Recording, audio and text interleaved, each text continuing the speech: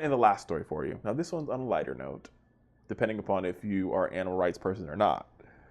But there are now glow-in-the-dark rabbits. You can't buy them.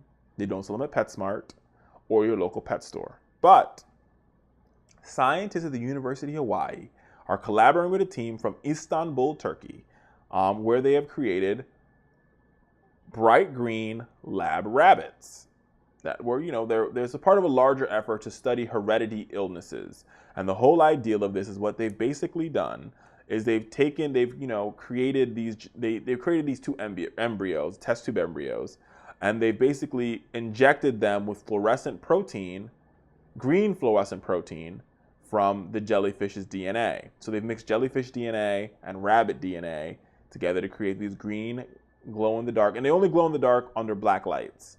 So like black lights, you have green glow-in-the-dark rabbits. They could be used as light bulbs. They could be, I'm pretty sure that'd be cool to have like a glow-in-the-dark rabbit at a rave, right? Like you have like your rabbit and your, anyway. I know that the environmentalists, animal rights people are probably gonna like throw red paint at me or something.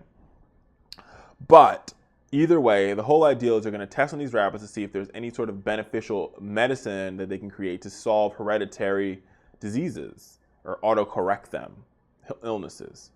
But either way, they're now glow-in-the-dark green rabbits. I don't know how I really feel about that personally.